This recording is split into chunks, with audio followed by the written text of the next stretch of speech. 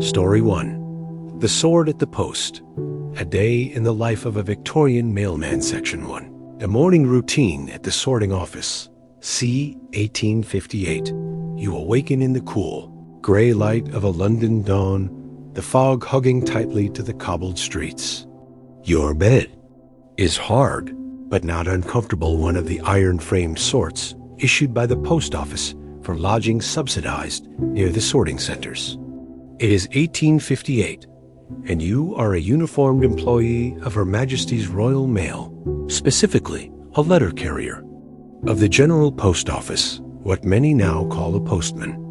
But unlike most modern-day postal workers, you dress with something rather unusual at your hip, a short sword, not a ceremonial saber, not a blade for show, a real weapon sharp enough to sever rope, stiff leather, or in some cases, discourage particularly bold highwaymen. Before you even head to the main sorting office in St. Martin's-le-Grand, just off Aldersgate Street in London, you're expected to be clean-shaven, boots polished, and uniform crisp dark blue with red piping. The sword's scabbard must not drag. Its brass fittings gleam under the gaslight. The day begins with the morning throw, an organized chaos of sacks arriving from mail trains and overnight coaches.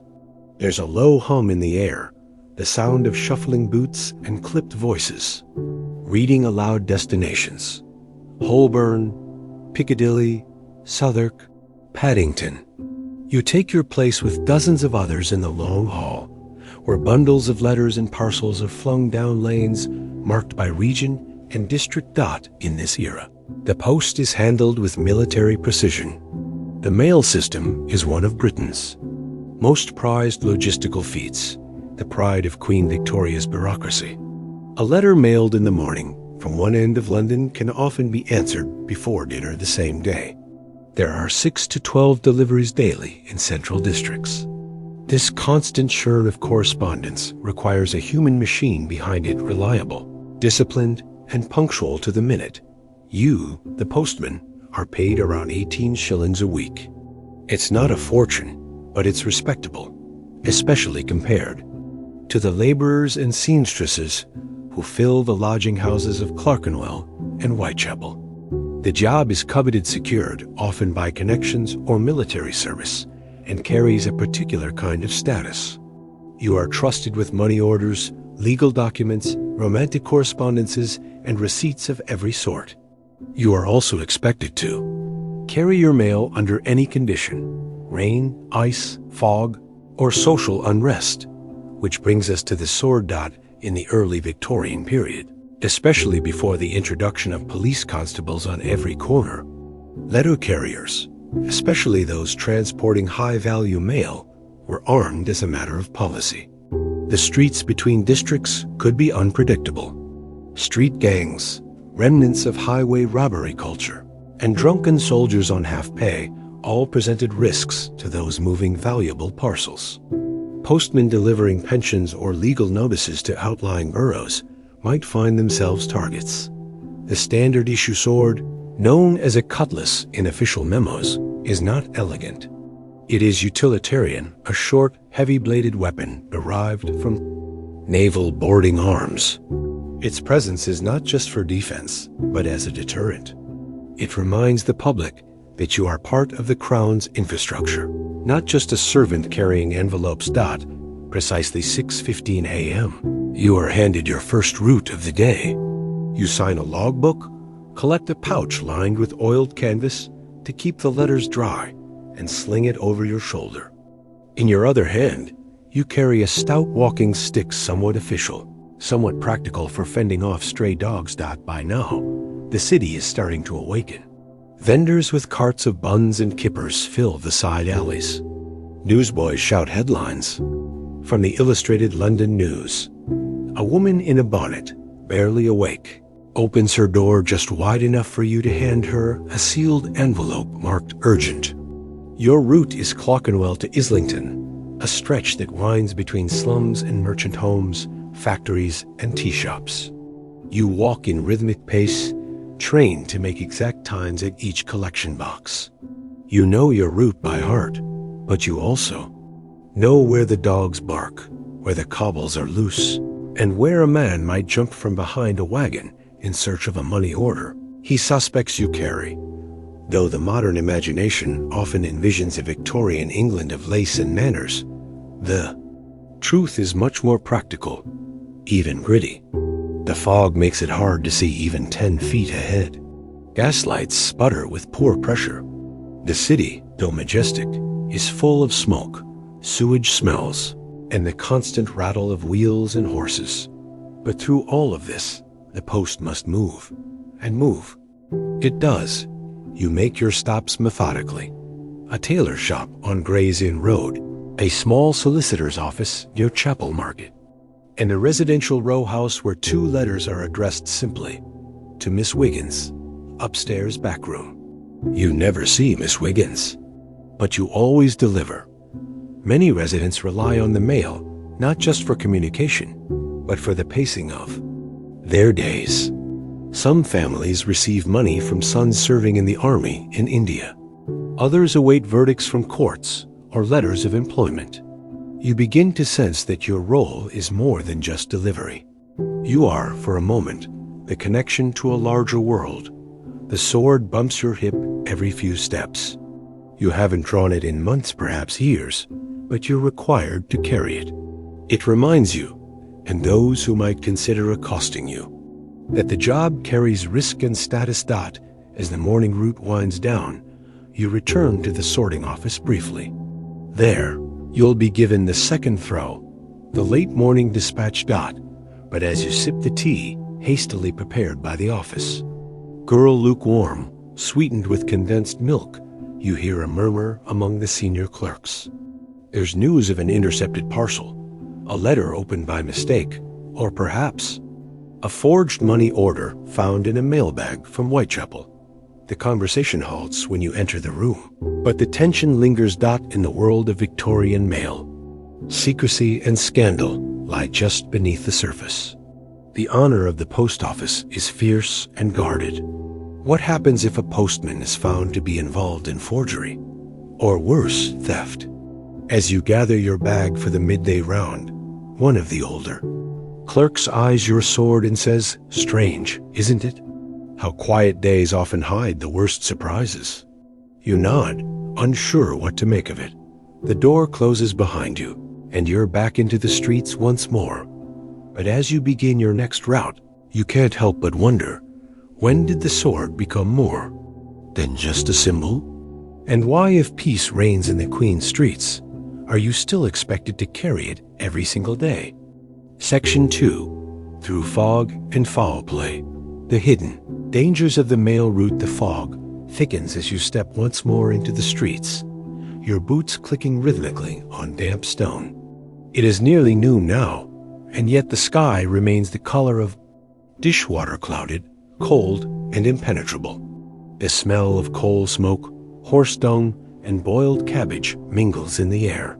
London, in all her majesty, hums under a blanket of soot and steam. Your second route is longer, less familiar covering the northern edge of Clerkenwell toward Holloway. These midday runs are quieter in some ways. The butchers and bookbinders are busy at their trades. Factory whistles blow on the half-hour, and the streets, though active, seem less crowded than during the breakfast hour rush. You feel the sword again at your hip. An old blade, the leather grip worn smooth, the brass guard dulled by years of use and polish. You remember the induction ceremony at the sorting office, how the superintendent had spoken about honor and duty, how a mailman with a sword was a symbol of law in places where the law did not always reach. And yet, that idea seems almost quaint now. The police are a growing presence. Since the Metropolitan Police Act of 1829, bobbies have patrolled most major neighborhoods. Crime, while not gone, is certainly less brazen than it once was. Still, the Royal Mail maintains its tradition. There are whispers, too, that it's as much about guarding secrets as it is about parcels. As you walk, you pass a corner where last year a postman was found with a fractured skull. Officially, it was a slip on the ice. But unofficially, there had been talk of theft. Perhaps he'd carried a pension letter. Perhaps someone had known his route. Either way, no arrests were made. Your midday deliveries begin to blur business. Letters, a package of gloves from a Bond Street haberdasher, a cluster of folded newspapers. Many households have a maid or a clerk who receives the mail. Few pay attention to the uniformed man at the gate, but some do. One house on Canonbury Road has a peculiar inhabitant. You knock 3 times and are greeted not by a servant, but by a woman in morning dress. She does not speak, but holds out her hand. You give her a letter, a foreign one, from India, and she retreats silently inside. You've seen her twice before, always in black, always waiting just behind the drapes when you approach. The fog swirls around you as you continue. And then a change. At the corner of a narrow mews, you see something that stops you. A black bag not unlike a postman's lying beside a hitching post. It's scuffed and open. Nearby, a set of muddy footprints trails into a side alley, quickly vanishing in the murk. You look around. No sign of a constable. No shouting. No alarm. You approach the bag, cautiously. It's not marked Royal Mail, but it bears a name tag, smudged with soot. A. Green. You recognize the name. Alfred Green, another postman, stationed on the eastern routes. He's older, perhaps 50, known to carry government orders for legal offices and property agents. The bag is empty. You stand still for a moment, listening. A dog barks in the distance. A cartwheel creaks. And yet something feels wrong. The air is too quiet here, tucked behind rows of stables and shuttered shop fronts. For the first time in years, you slide the sword slightly from its sheath.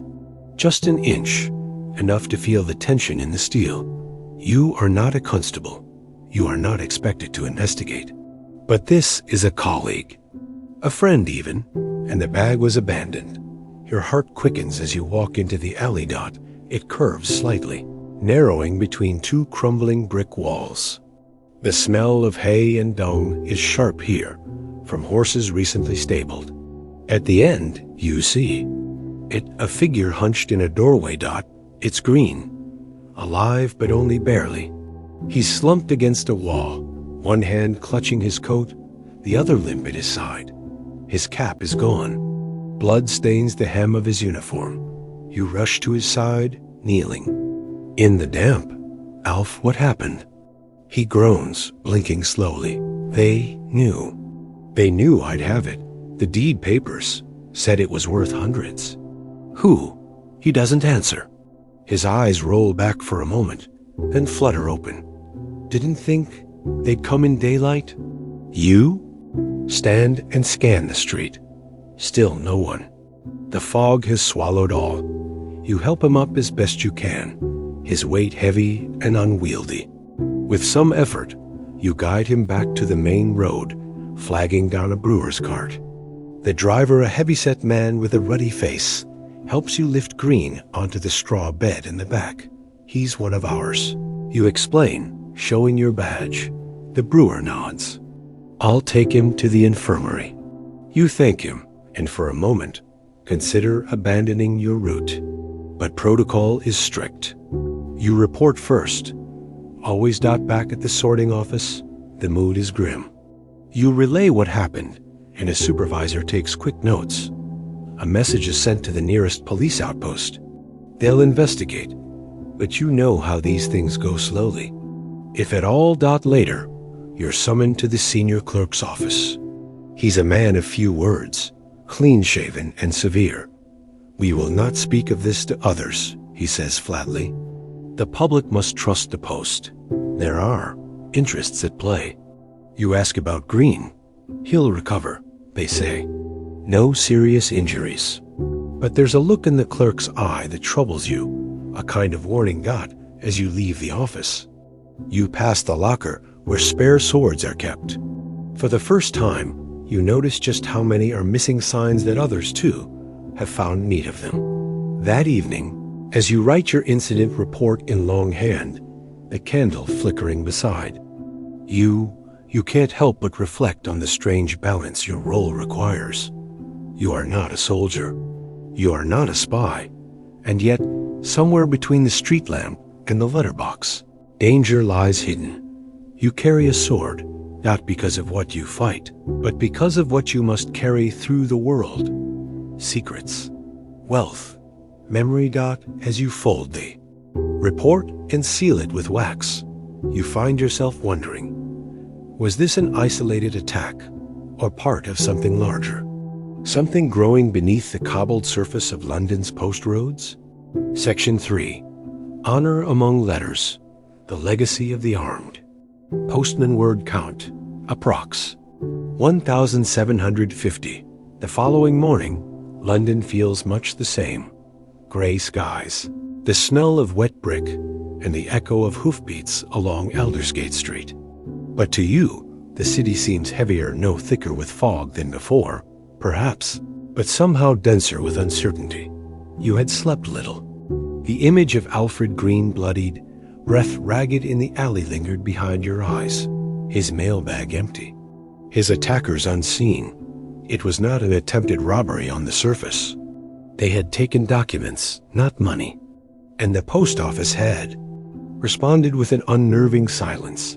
Still, the mail waits for no man, not even one troubled by yesterday's events. At 5:45 a.m., you are back in the sorting hall, the familiar bustle beginning once more. Your colleagues exchange quiet nods, and one or two ask how Green is faring. You reply with what you were told. He's resting. Stable. Out of danger. The details are kept vague, as requested. Or rather, instructed. The sword feels heavier today.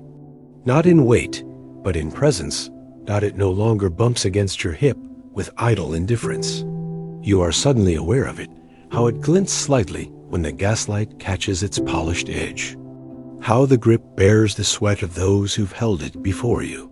How it is not just a tradition or an oddity, but something more ancient, more necessary. You begin your route with a touch of unease, eyes scanning corners, ears alert to sounds behind you. But the city itself behaves. You deliver to the usual mix of shops and households. And milliner's assistant smiles as she accepts a parcel of bonnet wire. An elderly man in a green waistcoat scolds you for yesterday's late letter, though he still tips his hat. A dog, tied too close to the fence, snarls and snaps as you pass. You tap your walking stick against the iron rail to keep him at bay. Still, you're aware that not all threats bark. Later that afternoon, you are called back to the office, not the sorting hall, but the postmaster's quarters, a quieter, more rarely visited wing of the building. It smells of paper and ink, with heavy, wood-paneled walls and cabinets marked with copper labels, dead letters, foreign mails, recovered post. The postmaster is a man with a sharp mustache and perfectly combed gray hair. He invites you to sit, though he does not smile. There's a matter I need you to attend to, he says, folding his fingers on the desk. A courier fell ill this morning. We need someone to accompany a special dispatch to the law courts. It's secure mail. I trust you to handle it discreetly. You nod, trying to show no reaction. Will I be armed? He smiles just faintly. Of course. The dispatch is wrapped in oilcloth and tied with red cord. It bears the crest of the crown and is sealed with wax. You do not know its contents, and you are not expected to ask. This is not a routine letter drop, but a hand delivery. Direct. Supervised.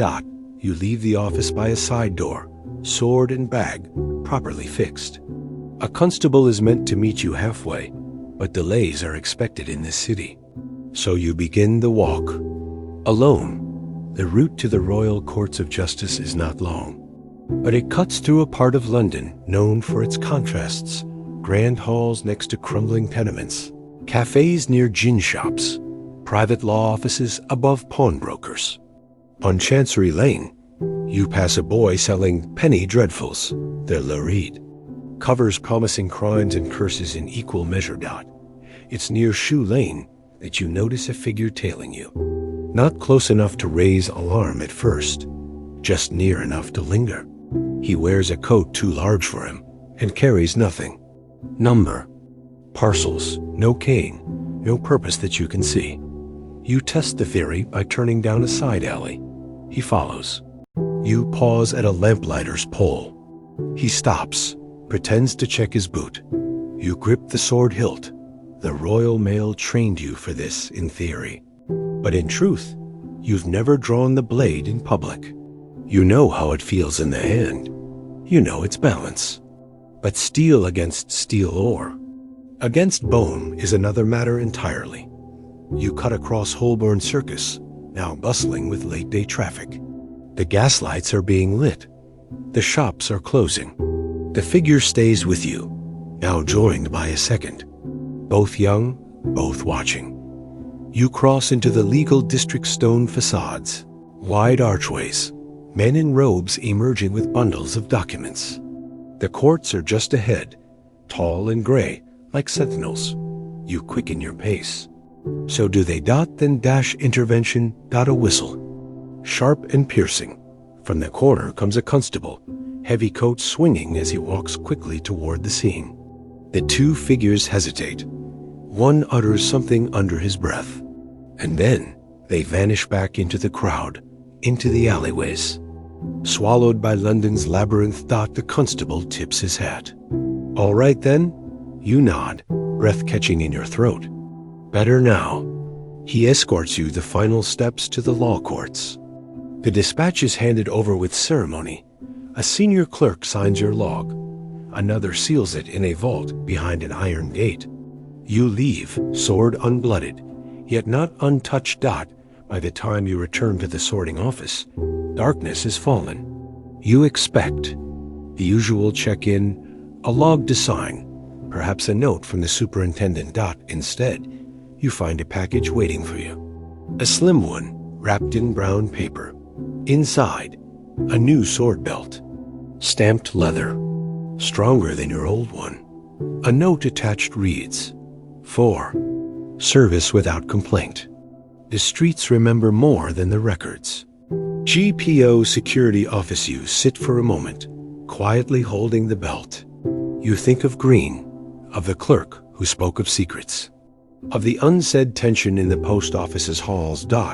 And slowly, something begins to settle in you. You understand now why the sword remains, even in this modern age of progress and timetables and telegrams. It is not for battle. It is for what the post represents. The letter is not just paper. It is truth, a ledger, a secret, a farewell, and you, the one who carries it, must be prepared to protect that truth, not with words, but if needed, with steel. As you extinguish the candle in your room that night, you look once more at the belt lying on the table. It is not ceremonial. It is earned. And you wonder quietly, as sleep begins to take you, how many secrets passed through your hands today? Never. Read, never spoken, yet powerful enough to draw blades in the fog? Story 2. The Ottoman Bathhouse, where soap met. Craft section 1. Steam before sunrise, preparing the bathhouse. You awaken before the muezzin's call to prayer has rippled across the rooftops. The air is still and thick with the dusty silence of early dawn in 17th century Istanbul. The marble floors beneath your feet are cold. You move quickly, wrapping your sash around your waist, tucking in the soft cotton of your undershirt. There is no time to waste. The bathhouse must be ready before the city stirs. You are the Teleg's apprentice, an attendant in training at the local hamam, the Ottoman public bath. But this is no ordinary bathhouse. It is attached to a kalai, a mosque complex with schools and kitchens, and sometimes even a hospital. Your hammam sees the city's scholars, soldiers, merchants, and mothers. Rich and poor alike pass through its stone archways, leaving behind their clothes, and sometimes their station for a few hours of heat and humility. The building itself is a wonder of silent engineering. The floors are heated by the hypocaust, system borrowed from ancient Roman designs, where fires in the Sehenemlik, the hell room beneath, send heat through hollow channels underfoot. It is your job to help tend that fire, among your other tasks. Wood must be stacked, oil lamps lit, and steam drawn carefully into the center-domed chamber like a slow-breathing animal dot. You begin by gathering olive wood from the stores, out back. It crackles differently from pine slower, with a richer scent. You learn to listen to the fire, to read its mood. Too hot, and the room stings the skin. Too low, and the sweat won't come. Every bathhouse has its rhythm. You are still learning. Yours dot inside the Soyun Malik, the changing area slender beams of early light pour through latticework above. The room is cool for now, with its wooden cubicles and benches, cushions still slightly warm from yesterday's last guests. You sweep, dust, arrange towels, and fold fresh pestimol the linen wraps used by bathers. These are stacked by size and softness, according to the status of the visitor. By the time the sun rises over the tiled roofs of Istanbul, the Skaklik, the hot room, is already thick with warm mist. You glance up to the great central dome, its circular glass panes capturing points of light like stars. Below, the Göbektak, a large heated marble slab at the center of the room, glows faintly. This is where most of the bathing occurs, and the gossip, and the politics. Because despite the bathhouse's purpose to cleanse, to relax, to purify, it is never just about bathing. You learn that quickly. The early guests begin to arrive shortly. After Fajr, the dawn prayer. At first, mostly porters and craftsmen whose backs bend under crates and stone. They pay a copper coin, remove their layered clothes, and enter with practiced familiarity. There is little ceremony here, only purpose. They soak, they sweat, they scrub, and then they rest in silence. As the morning grows older, others begin to appear. The well-fed, the robed, the cautious. You notice a man in fine shoes, speaking softly to another near the basins. You are not meant to listen. But of course, everyone listens. He speaks of a shipment, dates from Damascus, or perhaps weapons. Who can say? His words are muffled by steam, but the other man nods slowly. A subtle agreement exchanged under the dripping marble archways. You begin to see the bathhouse differently, not as a place to clean, but as a place to meet. Here, a man sheds his rank with his robes. No medals, no turbans, no sabers, just towels and voices. A judge might sit beside a baker, a spice merchant beside a naval officer. Conversation happens here that cannot happen in the street. As an apprentice, your job is silence, but your eyes are always open. You assist the telek as he scrubs, massages, and pummels tired shoulders on the Göbektak. You learn how to fold the towels just so, how to pour the warm water from the Kurna basins with care, and how to time the scrubbing to the rhythm of breath. You are not just washing someone, you are working them back into the world. The bathhouse is also governed by rules, some strict, some quietly understood. Men and women bathe at separate hours, often on alternate days. On Fridays, just before noon prayers, the wealthy arrive in larger numbers. On holidays, the bathhouse is crowded, beyond belief. But today is an ordinary Tuesday, which means the rhythm is steady and the politics are slow, like the steam curling over the mosaic tiles. One of the older teleks, Ahmet, tells you a story as he wrings out his cloth. In the time of Sultan Suleiman, a man who refused a bath invitation lost a friend and a fortune. Refusing to bathe with someone was like refusing to break bread, a quiet insult. You nod, unsure whether he's warning you or reminiscing. At midday, a lull. The bath cools slightly. Outside, the call to Zuhr prayer echoes, and for a while, the chambers are still. You sit by the fire room, stoking wood, watching the flames dance in rhythm with the smoke. You think of the men in the warm, marble room of the quiet deals and exchanged glances, of the officials with calloused hands and secrets, of the paper-thin barrier between public ritual and private arrangement, and you wonder, when did bathing become a form of diplomacy, and how many alliances were forged not in halls or courts, but beneath a sweating stone dome? Section 2. A day.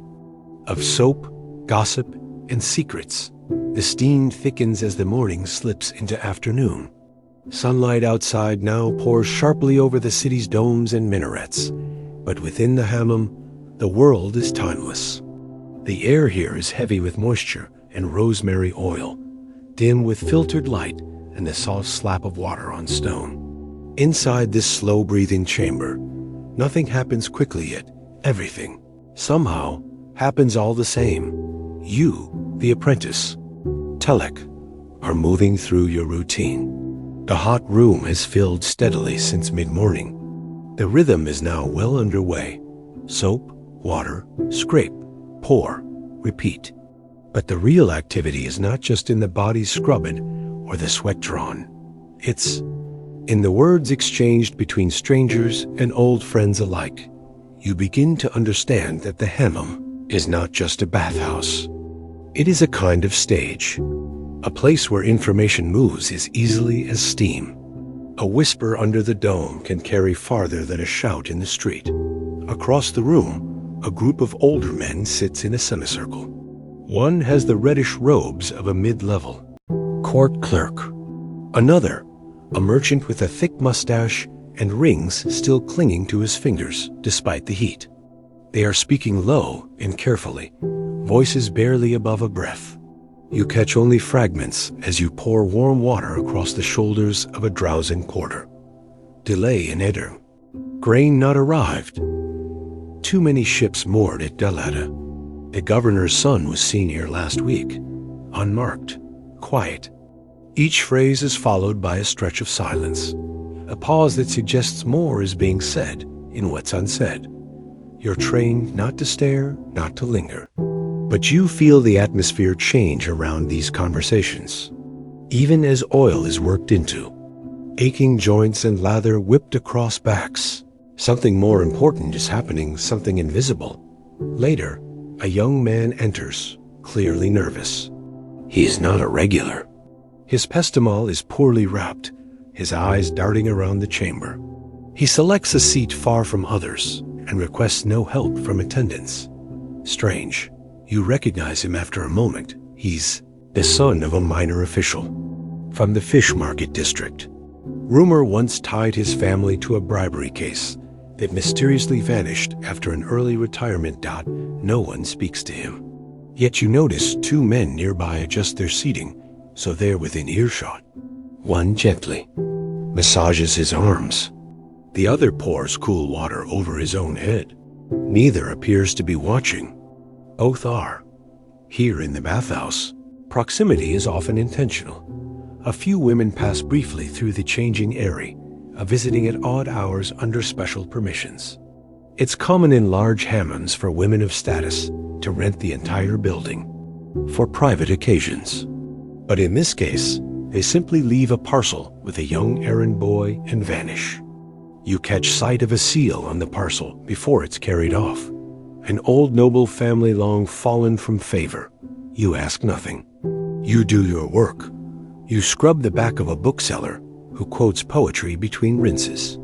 You knead the calves of an old army captain who hums marching songs in a cracked voice. You refill soap dishes and adjust towel stacks and sweep up stray leaves brought in on someone's sandals. But all the while, your ears are attuned. A man tells another that the Pasha's new eunuch has eyes everywhere, even in the kitchens. Another whispers about a French consul who's met secretly with a grain guild master. Someone jokes that the Janissaries may be gone, but their ghosts still visit the hot rooms. It's all just words. But it's more than that too. One of the other apprentices pulls you aside at midday, handing you a clay bowl of soup and a hunk of stale bread. You see the merchant who keeps sending boys out to the courtyard? He asks quietly. You nod. The one who doesn't speak much? He's paying them to watch who enters and leaves. It's not about the bath. It's about who's here and when. You chew your bread slowly, thinking about that. The bathhouse, for all its steam and silence, is a map, a diagram of who associates with whom, who dares to sit beside whom, who is seen in whose company when towels make everyone equal. Later in the day, the bathhouse grows louder, not with noise, but with presence. The air is thicker, harder to breathe. The dome above, glazed with its little round windows, drips steadily. A low thrum of quiet voices, political, personal, devotional, builds like a tide, and then something shifts. A man arrives with 2 bodyguards. He carries a long scar down the left side of his face, barely hidden by the folds of his towel. He says nothing, but is clearly known. The guards remain near the cool room, but their eyes are always fixed forward. The man sits on the gobek tak, stretching slowly, and is approached by no one, yet somehow a respectful circle forms around him. No introductions are needed. You are told by a fellow attendant only later that he is a former Janissary commander, dismissed years ago during the auspicious incident when the Janissaries were abolished. And yet, here he is, still respected, still watched. You pour warm water on his shoulders and feel the tension in his muscles, like a coiled rope. He thanks you softly, then closes his eyes. When he leaves an hour later, someone finds a coin resting on the marble beside where he sat. An old coin silver, stamped not with the current sultan's face, but the last one's dot. No one says a word, but all notice in the last hours of the afternoon. The heat begins to soften. The domed chamber quiets again. The marble slab is nearly empty. The day's flow of visitors begins to thin. You mop the edges of the wet floor and stack spent towels in a basket bound for laundering. Ahmet. The older Tuluk comes to sit beside you as you rest near the fire room door. You think this place is only for sweat and soap, he says. But it is a theater. People say things here they would never say in a house, or a mosque, or a court. You nod, half expecting him to continue, but he only sips from his cup of tea. After a moment, you ask him something that's been sitting in your mind all day. Do you think the Sultan's advisors come here in disguise? Ahmet chuckles a low, tired sound. What makes you think they would need to? And you sit there, next to the oldest fire in the building, staring into the soft embers, because he's right. The greatest disguise in the bathhouse is simply being here at all. You rise to finish folding the towels for the evening hours, and you wonder if history was being whispered in a bathhouse. How much of it was ever written down?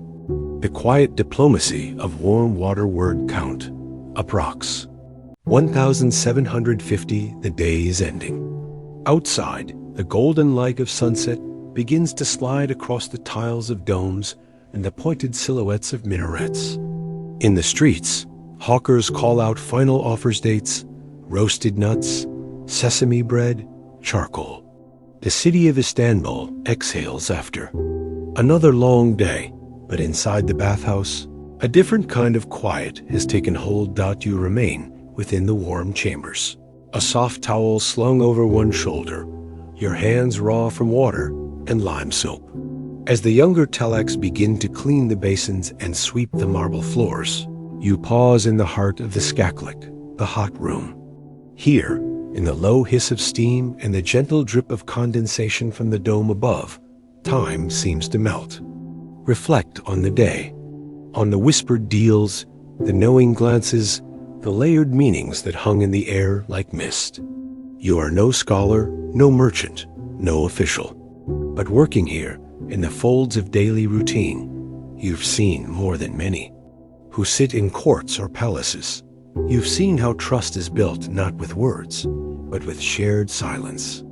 How alliances are not always forged with signatures, but with a hand extended over a bowl of olive oil soaked out. Later in the evening, a small group enters quietly, a father, his son, and a third man, older and marked by a long scar on his left forearm. Their dress is plain, their voice is soft. They carry no obvious marks of rank, but the attendants treat them with deference. You recognize one of them from weeks earlier, a man who entered with bodyguards and left without saying a word. They are not here to discuss grain, shipments or bribes or scandal. They are here for mourning. The son's elder brother, you overhear, died that morning in a street accident. His horse startled, his skull cracked on the stones. The father does not weep, but his hands tremble slightly as you pour warm water over his back. This, too, is the Hammond's purpose: to cleanse not just the body, but the weight that sits on it, to scrub away the dust of sorrow, to remind those who suffer that they still live. You take extra care as you scrub his arms with the rough mitt. You rinse with water that is not too hot. You avoid the rougher parts of the marble slab where he lies. And though no words are spoken between you, something is exchanged: dignity, perhaps, or simply breath. When they leave, the elder man nods at you once and places a folded piece of paper in your hand. It is a prayer, a short one, handwritten, asking for mercy and rest. You keep it. As night deepens, the bathhouse enters its final phase of the day. The rooms are quieter now. Oil lamps flicker in their niches. The air is warmer near the walls, cooler toward the dome, and utterly still. You help the others drain the basins, fold the final towels, and rake the coals in the senimlik. The fires will sleep tonight, but the building will retain its warmth long into the darkness. Its stones, thick with centuries of heat, seem to remember. Ahmet, the elder Telik, finds you again at closing. He holds a cup of sweetened tea in one hand and gestures for you to join him by the doorway of the changing room. You've been quiet today, he says, listening. You nod. There's a lot to hear. He grins faintly. Good. If you listen long enough in a bathhouse, eventually you'll know more than a vizier. You sip your tea slowly. He lets the words hang for a while before continuing. You know the Sultan once had his own private hammam? No attendants, no strangers, just him and the heat and the silence. Why, you ask? Because this, he waves his hand at the tiled room around you. This is where the truth comes out. Not on a throne, not in a court. Here, where men are vulnerable, where their backs are bare, where they remember they're made of sweat and bone like everyone else. He places his empty cup down and stands. Come, time to shut the doors. Together, you secure the entrances, hang the cloth signs that say closed, and snuff out. The remaining lamps dot as you finish. You walk alone through the central chamber once more, now empty. You look up at the dome, its oculi catching just a trace of moonlight. You realize something. No one ever writes down what is said in a bathhouse. There are no records, no minutes, no transcripts. And yet history flows through here as surely as water flows from the marble spouts. The hammam is not just where the dirt of the day is scrubbed away. It is where ideas soften, where grudges steam off skin, where plans emerge not fully formed, but half-born, like breath on glass. Tomorrow, another stream of merchants, soldiers, officials, and wanderers will enter. They will disrobe. They will speak. And they will leave behind something invisible. Turn to go. Your steps slow across the cooling tile, and you ask yourself, if the walls of the bathhouse could speak, how different would history sound? Story 3. The Monastic Laundry Schedules. How Medieval Monks Kept Their Robes Clean. Section 1. Silence. Soap can schedule. The laundry room before dawn you awaken in the cold. Not just the kind of cold that settles on skin, but the kind that lives in stone. The monastery walls breathe winter into your bones, even in midsummer. You rise when the bell tolls, not a clock bell, not a town bell, but the matins bell, the earliest call to prayer in the Benedictine tradition. It is still dark. It is always dark when you begin. You are Brother Anselm, assistant to the monastery's lavater, the monk in charge of washing. You are not a priest, nor a scholar, nor a scribe. You do not illuminate manuscripts or debate matters of the soul. Your work is humbler. You manage the rhythms of fabric, of wet sleeves, stiff collars, and lines of linen hung like prayer flags. In the cloister wind at this monastery, tucked in a forgotten English shire during the 12th century, life is ruled not by preference, but by the rule of Saint Benedict, a strict code outlining everything from sleeping hours to speech, or lack thereof, to how often a monk's habit must be washed. Spoiler, not often. Once every 2 weeks for most. Once per week for those tasked with manual labor. More if illness strikes, or if a brother soils his robe during the long night vigils. As sometimes happens, the laundry cycle is less a schedule and more a doctrine. And it begins with you.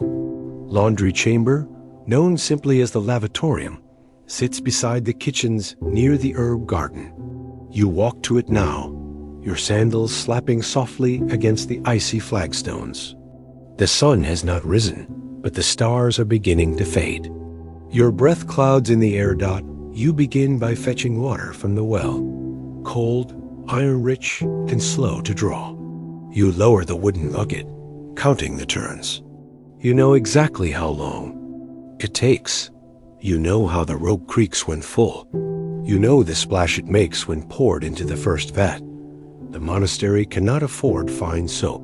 Instead, you use a mixture of wood ash and animal fat, sometimes perfumed faintly with lavender, or rosemary from the garden if the prior is in a generous mood.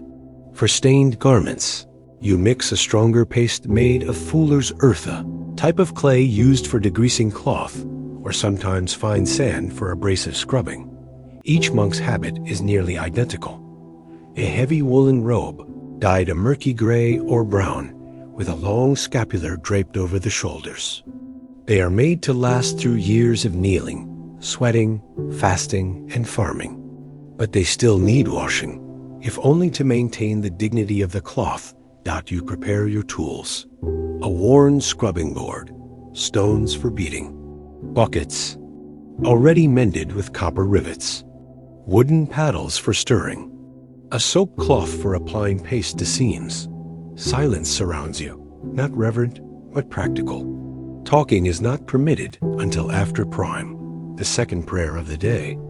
So you nod at Brother Stephen, who joins you wordlessly, and the two of you begin the washing process. The robes are first soaked in cold water, then beaten, one by one, over smooth stones, a rhythm of slaps that echo in the chamber like a slow chant. You do not think about the lives that wore them. That is not your role. But sometimes you notice whose robe is heaviest with sweat, whose has been hastily mended, whose belt cord is fraying. The laundry, like a ledger, reveals more than it hides. After scrubbing comes rinsing 3 times, sometimes 4, depending on the residue. The monks will wear these robes directly after drying. There is no second pair for most. That is a luxury reserved for abbots or visiting scholars. So the rinse must be thorough. Soap left in fabric causes itching, and an itchy monk cannot sit still for 6 hours of silent prayer. Once rinsed, the robes are wrung out by hand slowly, evenly. You learned the hard way not to twist too hard. Even wool has limits. Then, the robes are carried to the cloister garden, where lines of thick rope are stretched between stone pillars. If it is summer, the sun dries them by midday. If it is winter, they stiffen with frost. In rain, you hang them in the covered walkways, where water drips gently off the eaves. There is no rush. There is only repetition. Every robe is a sermon in patience. While the robes dry, you climb the vats and stack the stones. You check the soap stores. You sweep the floors and scrub out the troughs where grease has pooled. You boil herbs to cleanse your own hands of the scent of fat and earth.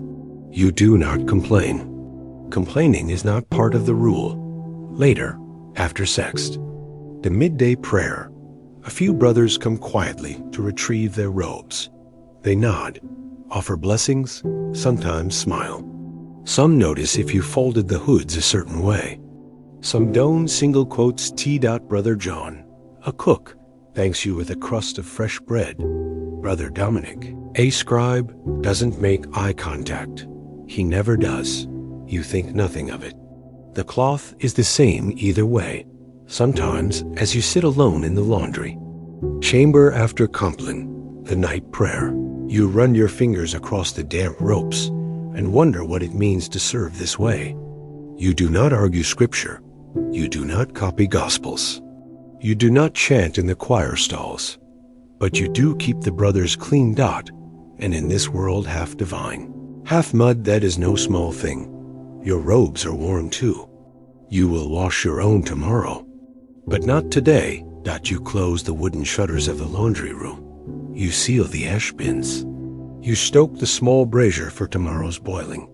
You count the habits 12 hung, 5 folded, 3 still soaking, and you think, in a life built on silence and routine, what does it mean that even the act of washing became holy? Section 2. Starch, sand, and discipline. A week of holy washing. It is the middle of the week. Wednesday, though you would not call it that aloud. In the monastery, days are not named but measured by prayer. Lauds, prime, terce. Sext, none, vespers, compline. 7 intervals of devotion that divide the day into manageable parts, like the weaving of threads through a loom. You live within these hours, and within them, the laundry work quietly continues. Your master, brother Raymond, has not spoken in 3 days.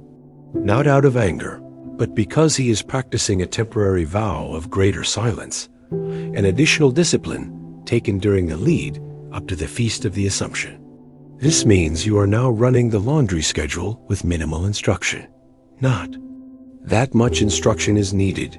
The laundry cycle in a Benedictine monastery is as fixed as the moondock today is scouring day. The heavy robes have already been soaked and scrubbed, but once a week they are cleansed more deeply, using the monastery's store of fine river sand, stored in a lidded wooden barrel behind the herb cellar. The sand is not for every garment only.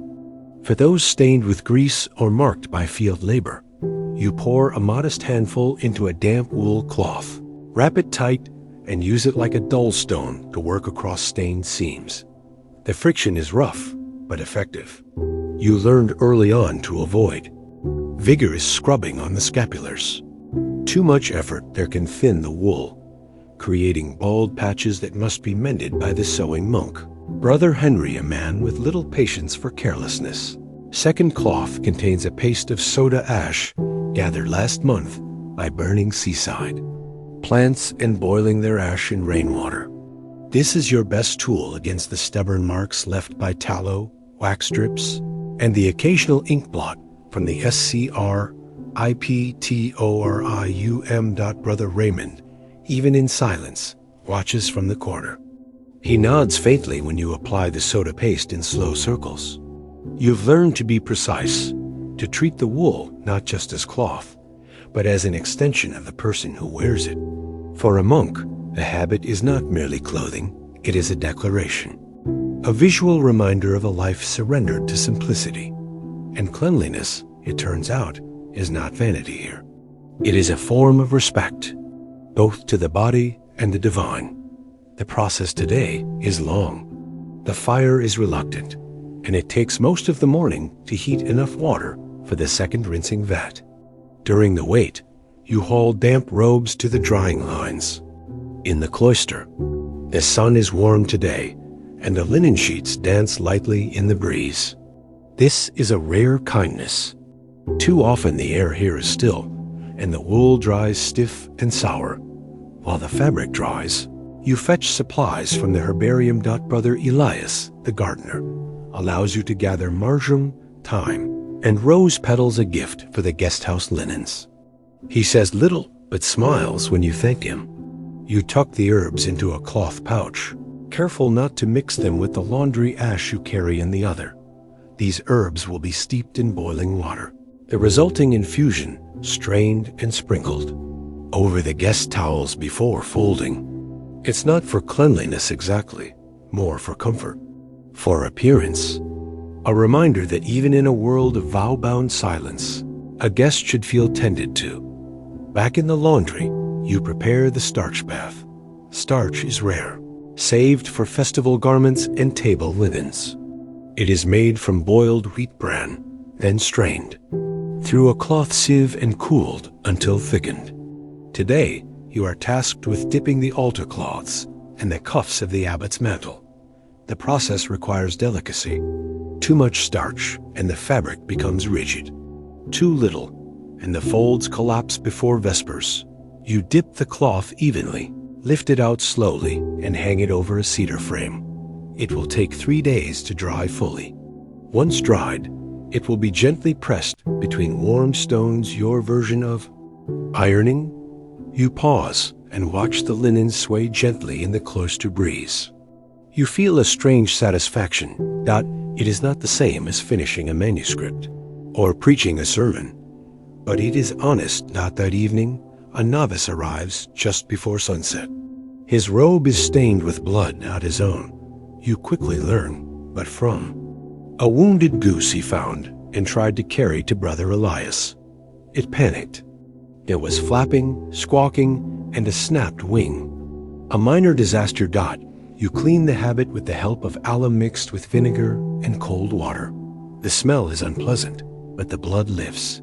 As the robe soaks, the novice asks, "Do you ever grow tired of washing what always returns dirty?" You think about it. Then answer, "No, because it's never the same dirt twice." He nods, though you're not sure he understands, but maybe he doesn't need to. The work speaks for itself. Before Compline, Brother Raymond breaks his silence, not with a full conversation, but with a few brief instructions for tomorrow's preparation. His voice is gravelly from disuse, but kind. We'll wash the infirmary linens first, then the novitiate garments. Save the oil soap for the guests arriving from York. You nod, committing it to memory. Your rhythm is improving, he adds. That night, as you clean the brushes and strain the last of the wheat starch, you reflect on that rhythm. That's what the laundry schedule is, really. A rhythm of days, of habits, of garments soaked and dried and folded again and again across decades. Some of these robes were stitched by hands that are now bones beneath the cloister floor, and yet they endure because someone washed them, cared for them, not out of pride, but out of duty. And as you snuff the last of the oil lamps and slip quietly into your own threadbare robe for sleep, you ask yourself, if no one remembers the names of the monks who washed these garments, does the cloth still carry their devotion? Section 3. The clean habit. Why laundry mattered more than you think it. Is the day before the Feast of the Annunciation. The monastery hums with hushed preparation. The kitchens are stewing lentils with dried onion and a precious pinch of pepper. The scriptorium is lit earlier than usual, its clerics laboring to complete an illuminated psalter for the altar. And in the laundry room, the lavatorium, the mood is not rushed, but deliberate. You are up before prime, sleeves already rolled, hands chapped from the past week's washings. Today is not an ordinary laundry day. It is habit inspection day. Once each season, every monk's robe is examined by the prior. Frayed hems must be re-stitched, loose threads tied. Stains removed if possible, and if not, gracefully disguised with a dye brush or a clever fold, you carry a bundle of freshly dried robes to the sacristy and arrange them in rows. One by one, the monks arrive to collect their garments, which you have folded precisely, scapular-centered, hood tucked like a scroll, sleeves gently rolled under the waist rope. Brother Philip, the infirmarian, thanks you with 2 medicinal herbs. Wrapped in cloth, his only way of expressing thanks under the rule. Brother Henry, the mender, gives a brief nod of approval for how you handled the worn cuffs of Abbot Martin's traveling robe. None of this will be recorded in the monasteries. Chronicle. But in the way their fingers briefly brush the folded linen. You know it matters. Today is also linen turning day, when sheets, altar cloths, and guest room covers are rotated, cleaned, and refolded. Most are made of coarse flax, washed and worn until the fibers break into softness. Some are nearly translucent. With age. You begin the boiling process early, soaking them in a great copper pot filled with a mixture of hot water, vinegar, and lavender. You learned the recipe from a French lay brother years ago, who claimed it was once used in Cluny. Whether or not that's true, the scent is pleasant, and the sheets do emerge brighter. Later in the day, 2 visitors arrive for a nearby abbey. Travelers, wearing habits so stiff with salt and dust, they practically stand on their own. You recognize the signs: cloaks unwashed for a month, hems caked in road mud, rope belts stiff with sweat. They hand over their robes and head to the guest house. You spend the next hour simply soaking the cloth in warm water. The dirt blooms outward like ink in parchment. You stir, rinse, repeat. The water turns gray, then black. Eventually, the habits return to something resembling softness. You dry them slowly, knowing the guests will sleep before needing them again. The laundry room is warm from the fires, a rare comfort. You take a moment to sit. Your work, you realize, is never finished. The rule of Saint Benedict mandates stability, but life always finds its way into the fabric. One day, a robe returns with candle wax hardened into its sleeve spilled. During a midnight vigil. Another bears a small blood stain, a brother who stumbled while pruning fig trees. Once, years ago, you washed a habit that smelled faintly of salt and ink. It had belonged to a monk sent to the coast to catalog manuscripts. He died there. The robe returned without him. You do not see yourself as a historian, yet you realize laundry remembers. Not with names or dates, but with wear, with texture, with the quiet trail of touch. In the late afternoon, Brother Raymond hands you a scrap of parchment, a copy of a schedule drafted by the Abbey's original lavender over 60 years ago. It outlines when to soak, when to starch, when to mend, and how many days between rotations. You already know this by heart, but you read it anyway. Keep the robes folded flat. Keep the soap dry between uses. Warm the water with pine, not oak. Oak makes the water bitter. You smile. You've done all these things. Be gentle with the cloth. It is older than some of the brothers who wear it. Yes, that too. At Vespers, the entire monastery gathers, garments freshly washed, robes modestly, fragrant with herb and ash. No one speaks of it, but the effect is felt. Clean robes carry weight not of luxury, but of ritual. They make kneeling easier. They reduce distraction. They soften discomfort. They remove, if only for a while, the itch of the world. And for a few minutes, during the long, low chanting of psalms, you see something in the candlelight. Robes rising and falling in unison, shadows playing gently along the folds of cloth. A choir not only of voices, but of clean wool, moving like waves. You return to the laundry one last time before sleep. You fold the parchment copy of the schedule and tuck it into your cot. You bank the coals and sweep the floors. You hang tomorrow's tools along their hooks. You breathe in the scent of soap and time. You are not meant to be remembered, but your rhythm will remain. And you wonder, quietly, if no one remembers who kept the cloth clean. Would the monastery ever have stayed whole? Story 4. Washing Dishes in Edo, Japan. A Slow Soap Opera Section 1. Chipped Porcelain and Midnight. Rice. A kitchen apprentice begins. The sun has not risen yet, but the kitchens of Edo Castle are already awake. You are 15 years old. You live in a room not much larger than a futon and a shelf, tucked behind a corridor used only by kitchen staff and cats. Your name is spoken rarely. Your job even more so. You are an apprentice, not to a swordmaster, not to a calligrapher, not to a merchant, but to a dishwasher. Your official title is too long to fit on any paper. Apprentice Kitchen Floor Attendant, 3rd Courtyard Division, West Entrance Dish Sanitation Rotation. But everyone just calls you Kawari, or a boy who swaps dishes. The kitchens of Edo Castle are enormous. At their peak, they served over 3,000 retainers, courtiers, and guests daily. The shogun's own table might see 6 small courses before the sun reached its peak.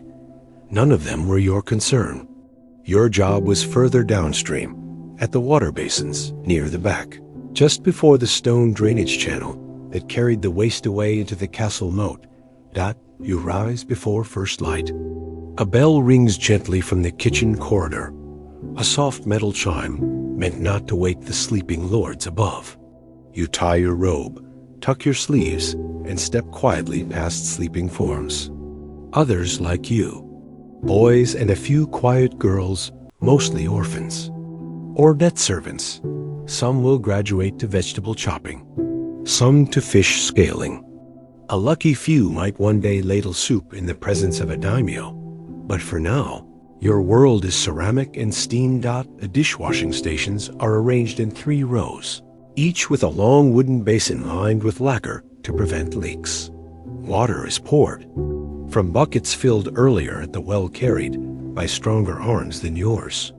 The day's first task is heating water over the charcoal pit, then mixing it carefully with cold to avoid cracking the more delicate bowls.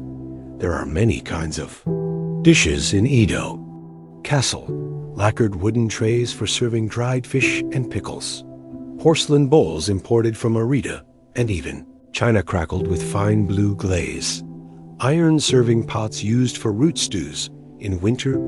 Tiny vinegar saucers, the size of your palm, massive. Communal rice pots, blackened from years of fire.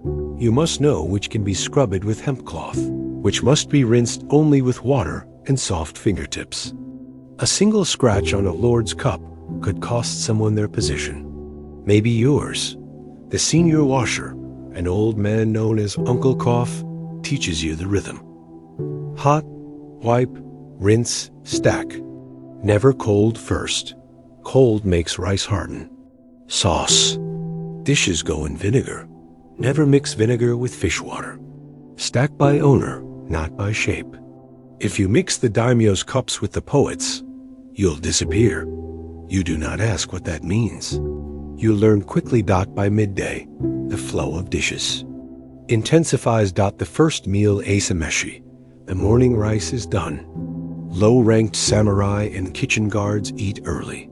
Their trays come in fast, often messy, sticky with barley gruel, smeared with dried plum. You scrape gently with bamboo sticks, careful not to gouge the surface. You wipe with salted cloth. You rinse, always 3 times. Then comes the nakameshi or noon meal.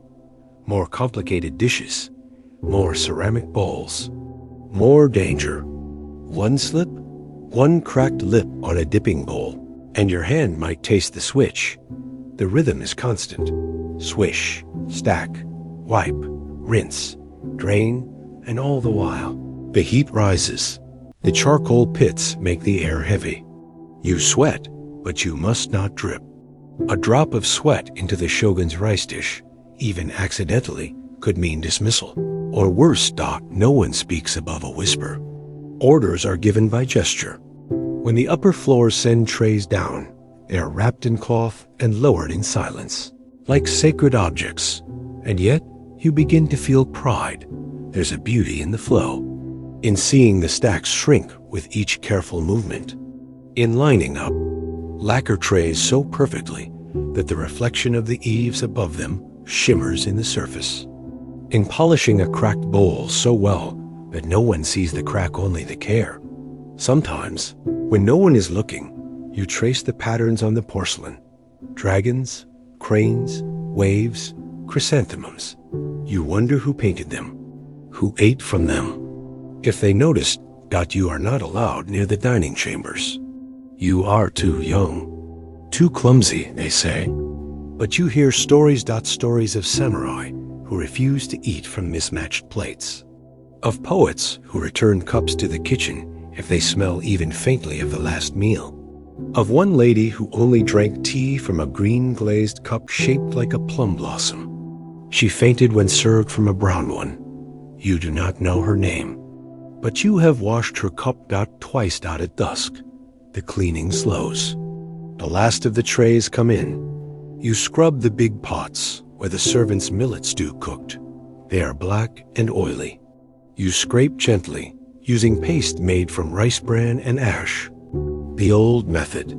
The smell is nutty and clean the water cools. Your fingers sting Uncle Cough lets you sit. You drink warm barley tea. You are allowed, just briefly, to speak. You washed the tea master's tray today, he says. You look up. You hadn't realized. It didn't drip. He smiled. You nod. It's the closest thing to praise you'll receive. He continues. When you wash a man's dish, you see the part of him he leaves behind. You ask, like what? He shrugs. How he holds the chopsticks. How much broth he leaves. If he finishes the rice. If he licks the bowl. He sips his tea, then mutters. The shogun never finishes his pickles. You don't ask how he knows. That night, you sleep by the basin room, under a shelf of dry bowls. Your hands are wrinkled. Your robe smells faintly of vinegar and cedar ash. You think about the things you've touched, the meals you never saw, the traces of lives that passed through your hands in silence, and you ask yourself, if the dish remembers the meal, does the washer remember the soul? Section 2. Oily water and order. Lessons in quiet service morning begins again with steam.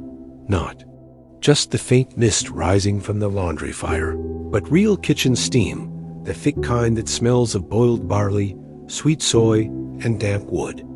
It seeps into the folds of your robe before the sun has cleared the rooftops. Today is a 4-course day in the outer reception hall, a mid-level celebration for a visiting noble from Kyoto.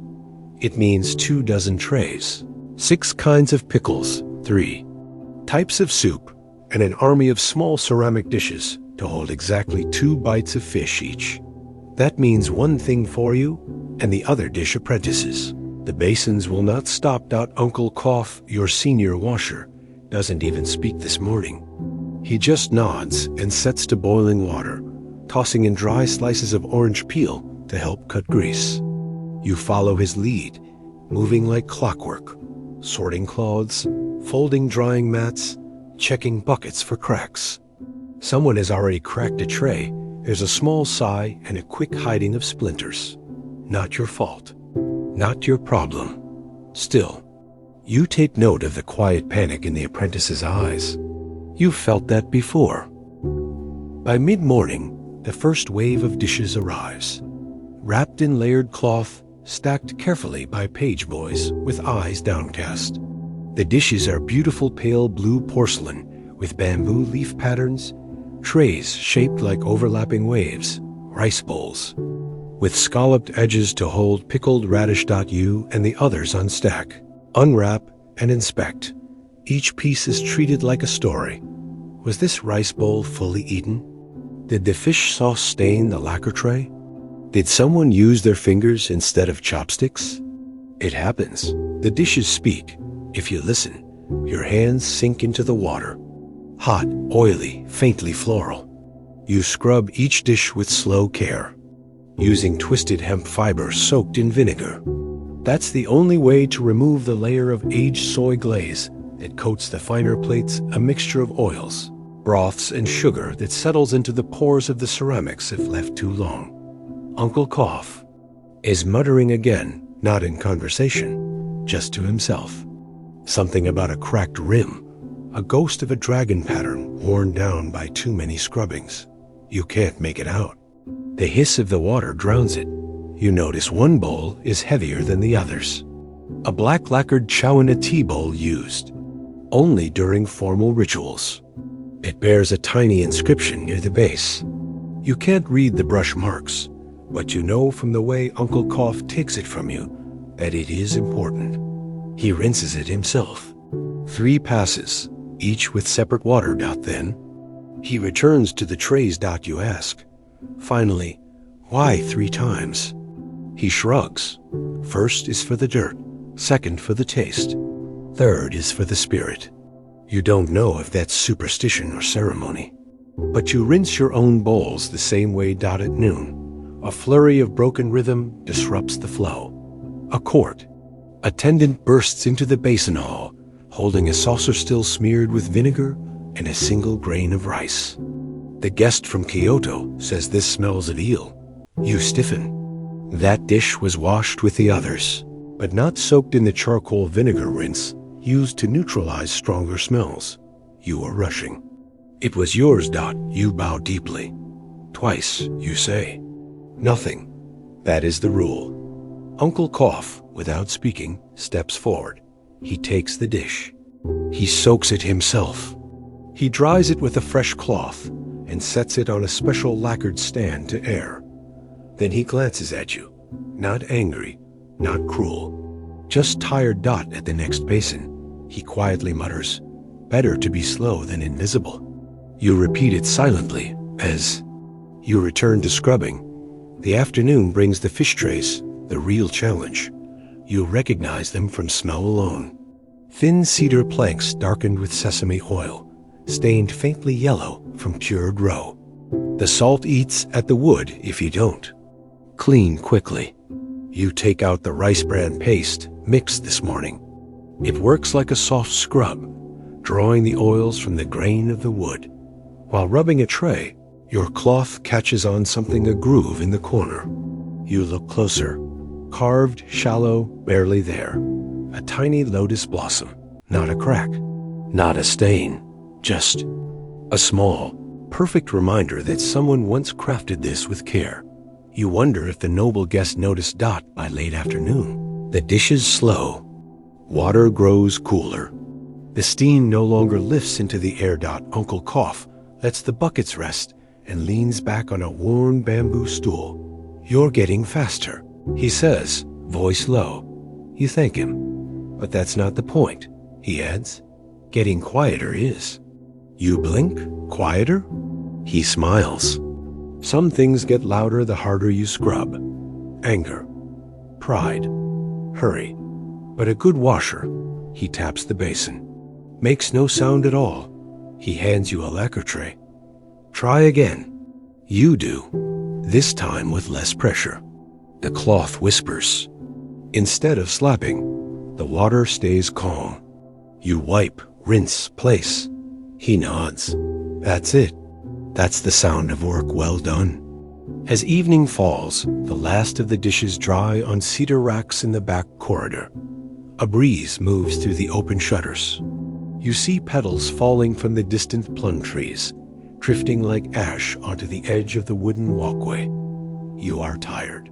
Your fingers ache, but something inside feels still. You remember the day's trays, the bowls, the lotus carving, the vinegar rinse, and you ask yourself, if no one notices the dish was ever dirty, does that mean the washer did his job well? Section 3. Dish by dish. What the kitchen knew that the samurai didn't it is festival day. The palace is blooming. Lanterns hang in long rows outside the inner gates. Bright silks rustle in the corridors. The smell of sweet rice cakes, grilled miso, and roasted chestnuts drifts into places even servants aren't supposed to be. And deep in the kitchen quarters, where shadows move faster than the cooks, the dish room is bracing for war, not a war of swords, but of plates. The trays will arrive stacked high, rice bowls still warm, teacups half full, glazed dishes carrying the sheen of soy and vinegar and sugar. Most have been passed through 5, maybe 6 sets of hands, samurai, musicians, messengers, even the shogun's falconer, who is said to leave pickled eggs untouched on every tray. And every one of those dishes, when it reaches your station, is treated as sacred. You and Uncle Cough work without speaking. You've learned to read the rhythm of his movement, how fast he rinses, how he turns the bowl to catch the light, how his fingers hover near a nicked edge, but never press too hard. He washes like a man who has memorized every curve of every dish. You're nearly the same now, today. Your role is the final washer, It's your first time. Uncle Cough simply handed you the cloth after breakfast and said nothing, which means everything. Your job is not to clean the dishes. That's already been done. Your job is to see what the others missed, to feel what they hurried through. You inspect the tea bowls. Run your fingers along the footerings. One has a ridge of dried starch along the edge. Missed. You re-soak it. No blame, just correction. A sake saucer shows the faintest trace of lipstick. You gently scrub it with persimmon ash paste, gentler than vinegar, but enough to lift the mark without scarring the glaze. You dry it over cedar steam, just as you were taught. No mistakes reach the lacquer shelf. Not from your hands. Later, a tray arrives unlike any other. Not wood, not ceramic, not iron. Glass. Clear, etched with delicate lines that shimmer in the sun. It holds a single hand-folded paper crane, soaked in jasmine water. A gift from a visiting poet you overhear. Or perhaps a noble's child. You do not wash it. You do not touch it. You set it gently on a folded cloth, behind the rice bucket, away from the bustle. You watch the paper dry, its wings curled slightly from the steam. It's the only dish today that arrives clean and leaves unchanged. You think about that for a long time. By late afternoon, the pace slows. The sun softens.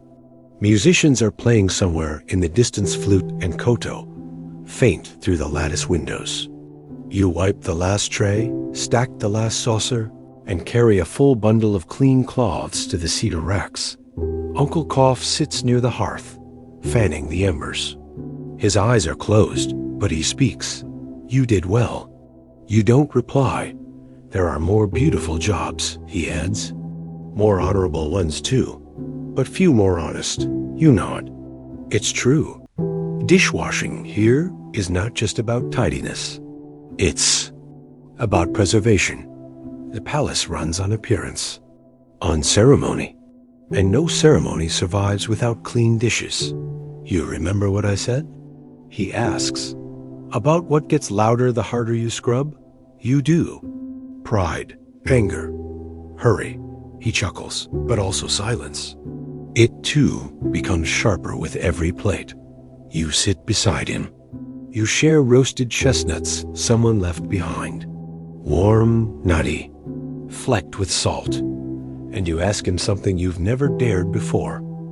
Have you ever broken one? He doesn't open his eyes. Many, he says. You wait for more. He doesn't give it. Just sips his tea. You don't press. That evening, you're assigned to carry a bundle of spotless trays to the poetry chamber. You walk alone, quietly, past courtiers and guards and painted folding screens. You do not look up. You do not speak. You arrive, bow deeply, and set the dishes down. No one notices you. No one thanks you. But as you leave, your bare feet silent. On the polished floor, a boy about your age, the poet's servant, passes you a folded cloth. Inside, a piece of seaweed-wrapped rice, still warm. You bow deeply. And for the first time all day, you smile. Back in the basin room, you wash your hands. Not because they're dirty, but because the habit remains that the day ends. You stretch your fingers, press your palms flat on the cedar counter, and close your eyes.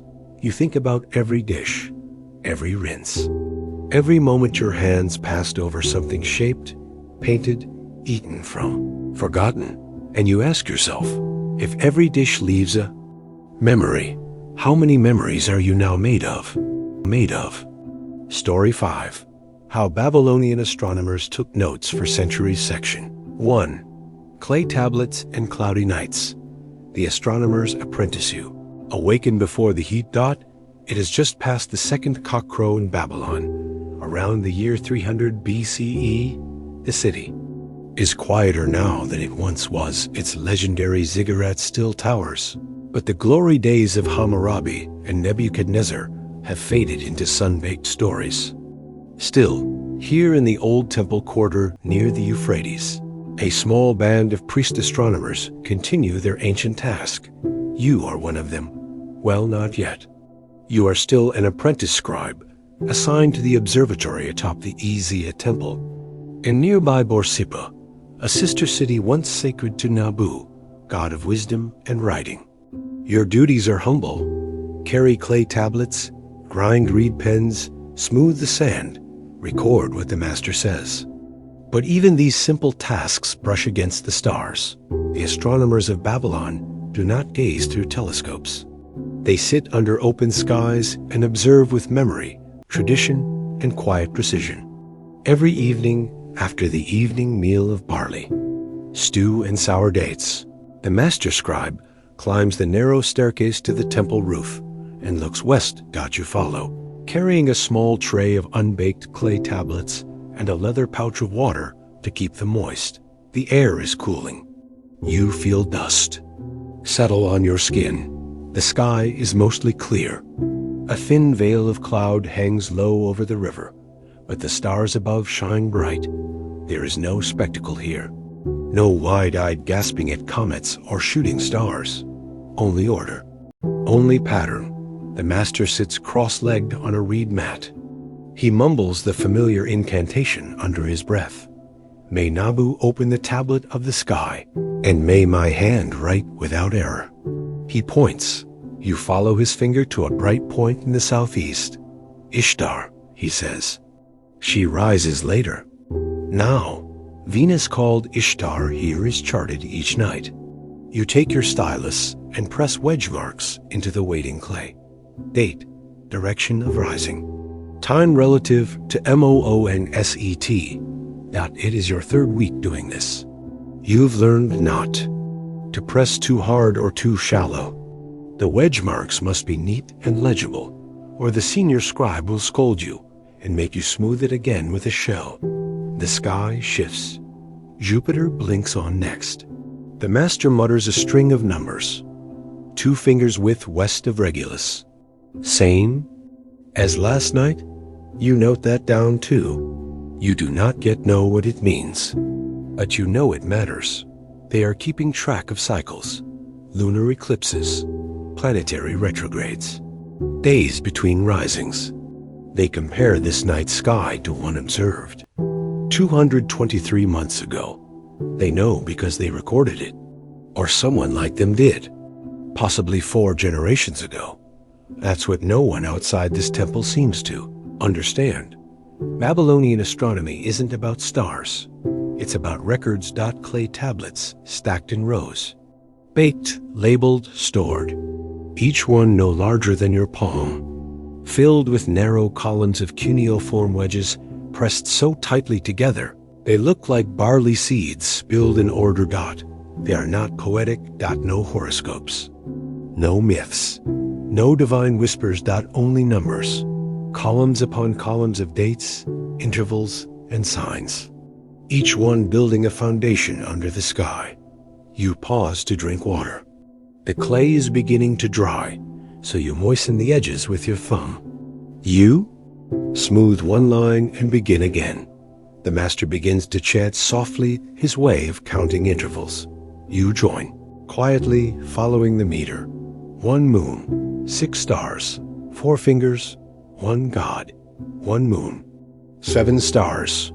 The sun walks home. It's not a prayer, it's a mnemonic, a way to remember the spacing of Jupiter and the full moon, passed down for generations. You suspect it's older than the temple itself. You keep recording God later that night. Just before moonrise, the wind picks up. You cover the tablets with a thin cloth to keep the dust off. The master takes out an old big tablet one he made 15 years ago. It bears the same symbols you wrote earlier tonight. He holds it beside your fresh one and nods faintly. Still true. Then, almost to himself, he says, but not forever. You ask, why not? He gestures at the sky, because the gods move, even if slowly. We follow. You do not understand yet, but you will. Before dawn, you carry the moist tablets back downstairs to the kill room. Not all will be baked, only the ones marked significant. The rest will be stored wet for a few weeks, in case mistakes are found. You place them in rows by the fire. You stack the rest under damp cloth. The sky is fading to pale gold. The river is silent. A jackal cries somewhere beyond the reeds. You lie on your mat and close your eyes. Tomorrow, you will do it all again, and the next day, and again. You wonder, if we record the stars every night, will they one day speak back to us? Section 2. Stars, dust, and decimal points. Writing the sky in wedges you are now 6 months into your apprenticeship. You no longer tremble when holding the stylus. You can prepare a clay tablet blindfolded. Your hands know the weight of damp clay, the way it presses and folds under the thumb. The curves of the reed stylus feel like extensions of your fingers. But more importantly, you are beginning to read not just the wedge marks, but the sky itself.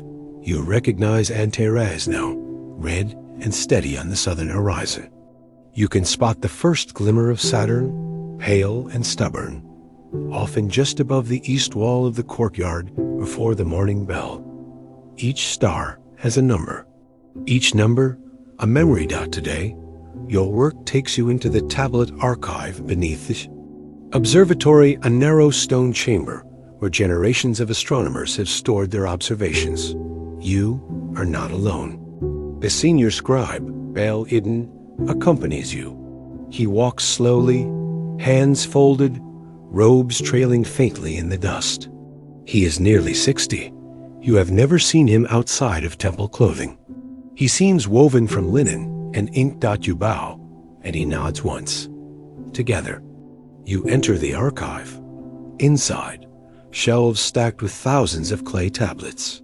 Some so old they bear the markings of a different script, precuneiform notations, used by scholars who watched the sky before Babylon even had walls. Others are more recent, labeled in perfect columned lines. Year 149 of Seleucus, month of Autosomna, lunar phase table. Recorded by Nabobalasu, year 140. Mars retrograde, third appearance. Sky partly obscured, wind from the north. There is something deeply quiet about the place, not silent exactly. The air seems filled with whispers of calculations, of moonrises, of careful doubt. Bel Idden leads you to a particular shelf and pulls out 3 tablets, each no longer than your hand. These, he says, are from the last Saros cycle. You blink. You've heard the term before. Saros, a cycle of eclipses. 18 years. 11 days. They recorded a lunar eclipse, he continues, and predicted the next using. This. He hands you a tablet filled with columns of sexagesimal numbers base 60 calculations. You've only just begun to understand this system. It is the foundation of your training. You look closer. Each entry has a symbol beside it, a small mark indicating a star position, a moon phase, or rarely a deviation. You point. This mark here, What does it mean? Bailiden squints. A cloudy night. The observer couldn't confirm Venus, so he calculated her position instead. You nod. You've seen the senior scribe do this before using averages to plot what? The clouds have hidden that. It feels like guessing. But Bailiden stops your thought. It is not guessing, he says softly. It is trusting the sky to follow its own logic, just as we trust the river to flow. Later, on the temple roof, you sit beside your mentor and try it for yourself. You do not look at the stars. You do not peer toward the horizon dot. You simply calculate that the last visibility of Mars was 12 days ago. Based on the interval of synodic motion, the expected position should now be 2.5 fingers lower in the western sky. You write it in your tablet before looking up dot, and when you do, there he is dot Mars, exactly where the number placed him. Your master doesn't say anything. He just watches as you scratch the final symbol into the corner of the tablet for Mel Star. That night, you bake your first tablet, a real one, not practice clay, not erased and re-smoothed. You carry it to the small chamber near the temple's rear, where a slow fire burns in a deep clay oven. You place it in the center and wait. The process takes most of the night. You sit outside on a stone bench and listen to the desert wind dot. You wonder who will read your tablet. A student, years from now? A king's astrologer, trying to justify a harvest tax? A foreign scholar who cannot pronounce your name, but copies your numbers into parchment? Or no one at all? Maybe the clay will crack. Maybe it will be buried in dust, or lost in a flood, or ground under a wall when some future ruler decides to build a granary where this temple once stood. You don't know, but you press the wedge into the clay anyway, because that is the work. The next day, Bailiden shares with you a fragment from the Royal Archive dot. It is nearly 200 years old. A broken tablet half, its markings missing, the edge scorched, the writing uneven. But what remains is haunting. The moon entered Leo at the hour of shadows. The wind was dry. The watcher could not speak. The star was behind the veil. Still, we marked its coming. You copy this into your wax tablet to memorize dot later. You try to ask Bailiden about it. Why would a scribe write about the wind, or the veil, or the watcher not speaking? He shrugs. Sometimes we write what we see, sometimes what we feel. You carry that thought for days that you continue your training. You learn to calculate lunar speed from shadow length. You learn to divide the sky into Zikpu stars, fixed markers used for orientation. You learn to detect errors in older records, not with arrogance, but with care. You discover that sometimes a missing star wasn't missed at all dot. It was blotted out by an eclipse that someone wrote absent and someone else later wrote hidden. That between those words is the story of discovery. One evening, a merchant from Susa visits the temple. He carries with him a damaged tablet found beneath a collapsed house far south of Uruk. It is older than your master, older than Bailiden. It is nearly 500 years old. Its surface bears only 3 wedge symbols. The stars return. Nothing else. No names, no dates, no tables. But you read it again and again because it feels true. That night, as you prepare a fresh set of tablets, smoothing the clay, sharpening your stylus, you catch yourself wondering, how many nights did they sit here, just like this, watching the sky and hoping to understand it one number at a time? Section 3. The Library of Shadows. What they saw and what they knew. Temple roof is quiet tonight. The city of Babylon breathes slowly below you. The river coils silver under the rising moon. Crickets whisper in the reeds near the temple. Walls. Far off, a donkey brays, then silence. You are alone now. Not permanently, not entirely. But for this hour, you are the only one awake in the observatory. The others have turned in. The kill still glows faintly behind you. Its orange light flickers across the columns where the star charts hang. You carry a soft leather pouch filled with 6 clay tablets. Your most recent entries. They smell faintly of damp earth and the salt of your fingertips. You sit where your master once sat. His absence is still strange.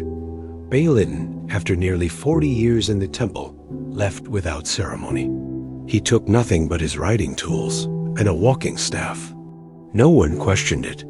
He said he was going south toward Uruk to read the stars over flatter horizons. Before he left, he handed you a single-baked tablet. No writing, no numbers, just a perfectly smooth surface and one symbol carved into the edge. The Watcher. You still don't know if he meant you or himself.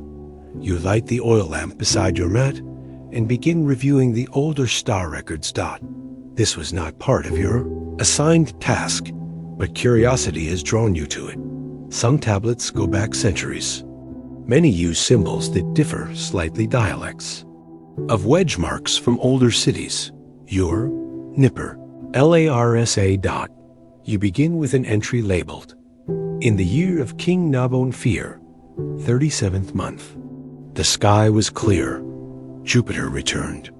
Simple, precise dot, but beside it, a second line is added in a different hand, and with him, the shadow came again. You run your thumb across the text. The indentations are deeper, pressed harder. Was the second scribe afraid, inspired, or just distracted? You find another entry. Lunar eclipse began as the cock crowed. Ends with the first fig seller's cry. No wind, dog silent, sky dry. The notes always include conditions, because the astronomers of Babylon understood what others sometimes forget. Stars do not move in a vacuum. They move behind clouds, behind dust, behind memory and sleep and illness and the trembling hands of old scribes. And still they watched. You pause over a damaged tablet, one corner burned. The writing ends mid-line. Jupiter opposite Ishtar, 2 fingers west. Tablet, cracked, fire in the quarter, and nothing else. You look out over the city. It's easy to imagine the night it refers to. A fire in the street, light blotting out the stars. A scribe holding a half-written tablet, unsure whether to finish the note or help douse the flames. He did neither, perhaps. But the fragment remains. 1. Shelf holds a collection of omens, not your usual work, but part of the tradition. You find one that reads, "If the moon darkens and the sheep bleats twice, the harvest will be lean, but the king shall be spared." You raise an eyebrow? Sheep? Not all entries are mathematical. Still, you note how observation becomes interpretation. Even here, another tablet nearby records nothing but star absences. Ishtar not seen for 6 days? Clouds? Smoke? But she returned. You smile at the last. Line, it feels. Human near the back of the archive, hidden behind wrapped scrolls and chipped incense bowls. You find a box. Inside, tablets without labels, unfinished, blank margins. Cracked edges. One in particular draws your attention. It contains no date, no star names, just a block of text in dense cuneiform. We measure not to control the stars, but to remember they exist beyond us. When I am gone, and you read this, know that my hand once pressed this clay just as yours does now. The sky does not belong to us, but the record of it that is ours to keep. You sit for a long time holding that not because it teaches you anything new, but because it confirms what you already suspected. That night, you begin writing your own reflection, not an observation, but a kind of letter. You don't sign it. You just write. Tonight, Mars stood beside the moon, as he did before. I recorded him, not because he is rare, but because he is familiar, and familiarity is worth preserving. You bake that tablet. You do not tell anyone. You place it among the unlabeled shelf. Let someone find it. Let someone not know who wrote it. Let them wonder, as you do now, how many eyes had looked up at the same sky and written the same lines centuries apart. Eventually, the rain comes. A long, slow drizzle that blurs the stars and silences the upper walkways. You can't observe tonight. You're told to rest, but you go to the roof anyway and sit in the damp silence. You look up where the stars should be. You close your eyes and you wonder. No one writes the sky tonight. Does it still remember us? Story 6. The Life of a Roman Census Clerk, Counting Citizens and Chicken Section. 1. Ledgers and laurel wreaths. First day in the census office. You begin with ink-stained fingers. It's early morning in Rome, sometime in the 1st century BCE, and the sun has barely crested the tiled roofs of the Aventine Hill. The streets already murmur with carts, sandal steps, and the creak of wagon axles. Somewhere near the Forum, a flute plays out of tune, and here you are, hunched in the tabularium, Rome's great records office, trying to keep your ink from running into the folds of a citizen registry scroll. Your job? Clerk to the census, not a soldier, not a senator, just a note-taker, one of many. Young men charged with the delicate and maddening task of recording the lives of Rome's people. Today is your first full shift, and your master, Gaius Valerius, has already corrected you twice for smudging the O. Margins. You sit at a long wooden table beside a bucket of sand for drying ink. Your stylus, trimmed from an imported reed, leaks slightly. A pile of scrolls and wax tablets sits beside you. Your task is simple. Record names, record property, record animals, record military. Eligibility. Don't forget wives, or slaves, or the age of the 3rd son. It sounds simple. It isn't. You open the first scroll of the day. It's from the 14th district. Dense block of potters, candle makers, and pickled fish vendors. The writing is from a street agent named Lucius, whose spelling is inventive. You try to decipher it. Quintus Flavius, age 41, lives near the olive press. Owns 2 donkeys, 1 rooster, 1 barrel of salted mackerel. Wife, possibly named Julia, says they're down to 1 roof tile. You glance up. Gaius is frowning over his own scroll. You dare to whisper, "Should I write the rooster?" He doesn't. Look up. Write everything. Chickens count. So you write Quintus Flavius, 2 donkeys, 1 rooster, possibly Julia, and move on. At midday, a census official named Marcus visits the office, bringing with him a bundle of rural scrolls accounts. From farmers near Tiber and Cures. The scrolls are damp. He sets them on your desk with a sigh and a joke about goat handwriting. You unroll one carefully. It reads, Lucilla, widow, age uncertain, owns 4 sheep, claims exemption from tax due to divine dream. You pause. That's not the first time you've seen this.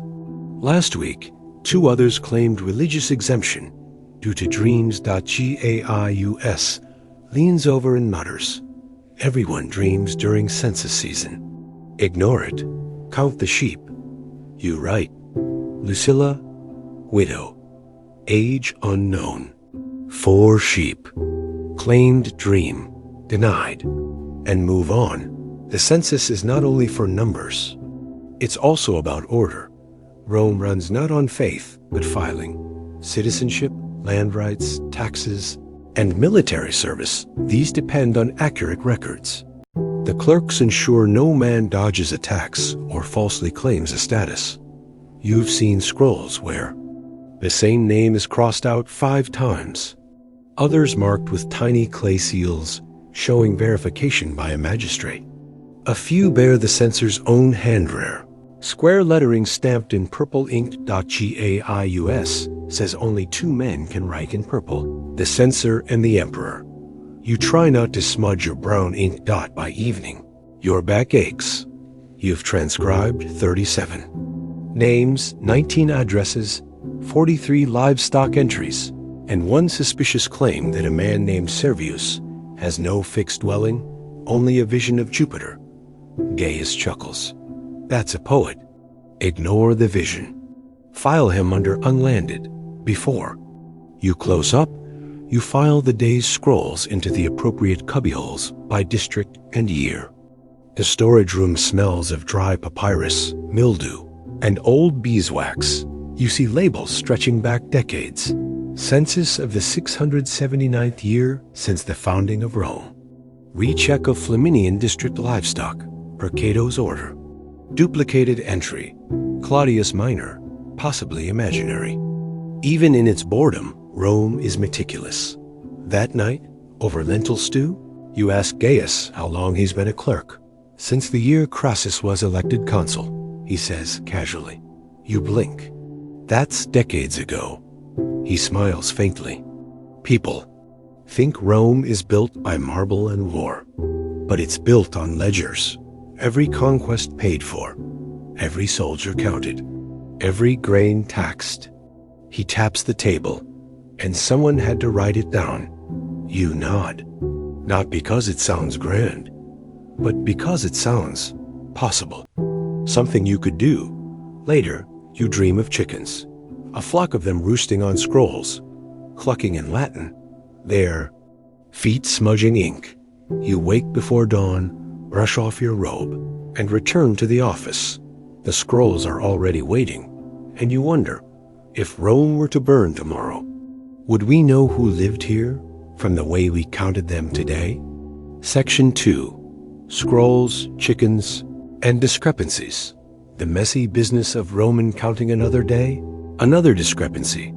You're staring at two scrolls from the same district, the Subura, Rome's most crowded and unruly neighborhood. Both list the same man Publius Decimus Rufus as the head of household at Vecus Furius, the street of grain merchants. In one scroll, he's recorded as owning 3 pigs and a wife named Clodia. In the second, he owns no pigs, 2 chickens, and a wife named Tullia. You look up. Gaius doesn't glance over. He just mutters, wife's probably the same, pigs less so. You sigh, dip your stylus again, and write Publius Decimus Rufus, pigs uncertain, marital record conflicting. Confirm in person. You stamp it with the wax seal. AVISE. Another mystery. Shelved. The mid-census period is always the most chaotic. People remember they own land they forgot to report. Neighbors accuse each other of tax dash, dodging. A man arrives at the office claiming he is both 87 years old and eligible for military service. You raise an eyebrow. He insists he's in excellent health and recently defeated his son-in-law in a wrestling match. Gaius, without looking up, assigns him to the exempt with commentary category and moves on. Today's pile includes rural reports from Etruria clay-sealed scrolls delivered by cart. You open one and read the following. Caius Lartius, farmer, owns 4 oxen, a cart, 3 slaves, 1 jug of olives, and an unusually intelligent goose. You pause. Gaius leans in. That goose will show up again. They always do. He's right. An hour later, another scroll from the same village mentions. Goose follows children to temple. Obeys commands, stolen twice. You write, Caius Lartius, farmer, 4 oxen, 1 notable goose. Track for tax exemption? Gaius frowns. Goose can't be taxed, but it works. That's a dangerous road, my friend. You leave it under the uncategorized assets scroll pile. The goose will return. Later, you process the slave registry's grim work. Every household with more than 2 slaves must submit full data. Names, ages, origins, whether they were purchased or born into the household, and which skills they possess. Some are listed simply Marius, Gaul, field labor. Others are oddly poetic. Lyra, born near the sea, cooks like her mother. You aren't supposed to pause on these. But you do. Each name you press into the clay feels heavier than the last. You glance at Gaius. He says nothing, but he, too, takes his time on the slave scrolls. The census also reveals invention. A man in Transtiberum claims to own a spirit kitchen that cooks food faster than fire. Upon inquiry, it turns out to be a metal plate left in the sun with a cover that attracts ants. He believes it's a divine heat channel. Gaius simply stamps the scroll, invalid, and mutters, "Tell him to invent a better roofing tile next." Someone else tries to register a dyed dog as a civic symbol. Another wants his fruit cart counted as a mobile home. People are imaginative when taxes are involved. But not all work is amusing. One scroll arrives with a red wax seal, indicating military classification. You open it carefully. It lists a young man named Lucius Arminius, age 18, eligible for service, born to a baker, no land, 2 sisters, no exemptions.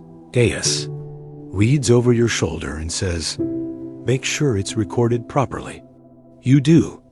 A week later, his name appears on the conscription rolls. A month later, his father submits an amendment. Lucius died of fever. Please remove. We have only the sisters now. You file the death, update the scroll, remove the mark, stamp. It cleared. Nothing else to do, but you remember the name. The census is full of quiet truths. You learn which districts are emptying, which ones are swelling with new immigrants. You learn which years had too many funerals and not enough births. You track where sheep are thriving, where wells are drying, where a full family of potters vanishes from the registry, only to reappear under a new name 2 blocks away. People shift. They change names. They swap goats. They marry again. And still, the clerks keep count. By now, you're quick with the stylus. Handwriting no longer slopes sideways. You've even developed your own shortcut marks for repeat entries. 2W3 Kinnol. 2 wives, 3 children, no livestock. STF, status to follow. Rub, red inked for urgent review. Gaius sees your markings and says nothing, but he lets you handle more scrolls now, even the tricky ones, even the complaints. One scroll arrives unsigned. It reads, "I live behind the grain shop on the broken street. I have no name that matters, but I sweep the steps of the baths each morning. I feed pigeons and collect the lost sandals. Please don't count me. I am already disappearing." You hold the scroll for a long time. Eventually, Gaius comes by. He reads it over your shoulder. Then he says quietly, "Don't file that one." You place it on the shelf, sideways. That evening, you close the ledger. It's quiet. You can still smell the hot wax, the dry ink, the faint ash of paper burned to discard errors. Rome hums beyond the tabularium windows. You know now, it will never be fully counted, but you'll keep trying. And you ask yourself, if the empire is too big to know completely, is it still worth knowing in pieces? Section 3. Final tallies. What the census taught Rome about itself. It is the end of the census cycle. Outside, the forum is bustling with the business of conclusion. Civic announcements, legal disputes, vendors selling ink and scrolls to families, trying to update their records before the closing bell. Inside the tabularium, it's quiet. Dust hangs in the sunlight. You and Gaius sit among finished ledgers, bound scrolls, sealed wax slates, and the detritus of months of counting. Your hands ache from writing. Your back stiffens if you sit too long. Your ink has permanently stained 3 of your tunics, but the final totals are nearly complete. Across the main work table lies Rome in numbers. 4,978 adult male citizens in the central districts. 12,622 Slaves formally declared. 3,033 landowning. Households, 211 claims of divine exemption. 17 geese listed as tax-relevant property. And one anonymous scroll you never filed still, sitting on the shelf where Gaius told you to leave it. The final step of the census is compilation. The clerks, yourself included, take the records from each district, transcribe summaries, and prepare the documents for the censors, who will publicly declare the tallies and adjust taxes, military levies, and citizenship rights. This stage is the slowest. There are scrolls to verify, odd claims to cross-check, and thousands of wax tablets that must be stored in the correct cubby, wrapped in cloth, labeled by district, year, and order. Each tablet is small, light, barely larger than your hand, but when stacked together, they feel heavy like memory given weight. You help Gaius prepare the exceptional cases folder, a box of scrolls that cannot easily be filed. Inside are names misspelled beyond recognition. Half empty. Reports from households lost to fire. Entries marked with a symbol for unverified claim. A small, half-closed eye drawn in red ink. One scroll, dated early in the cycle, reports a man claiming to own land in a dream, passed down from his grandfather. You remember him. You filed it under philosophical error. Some clerks find this part of the job tedious, but not you. You've come to see these not as mistakes, but as the most human parts of the census, where the numbers fray, where the columns blur into personalities. Like the widow with 5 sons, none yet old enough to be taxed, who submitted their names in a scroll, written in her own handwriting crooked, but firm. Or the stonemason who recorded his home address as beneath the statue of the horse with the broken ear, because no one in his alley used street names. You filed it. It was accurate enough. Occasionally, someone questions the process. A new scribe asks why they're counting a slave who's run away, or a merchant who never stays in one place, or a baker who changes his surname every 5 years to avoid creditors. Gaius's answer is always the same. We're not counting what's true. We're counting what's declared. And declarations are what empires run on. The censors arrive on the 3rd day of compilation. You've never met them before. They wear plain togas, marked only by the latest clavis, a purple stripe denoting their office. They speak little. They read quickly. They make notations in short bursts. They ask no questions. GAI-US stands beside you as they inspect the scrolls. One censor picks up the livestock register from the Velabroom district, frowns and murmurs. 30 pigs, 4 goats, 1 cursed sheep. What is this? You step forward and say, the sheep wandered into the temple grounds and refused to leave. A priest filed it as an omen. The censor blinks, then shrugs. Keep it. The priests are rarely wrong, and moves on.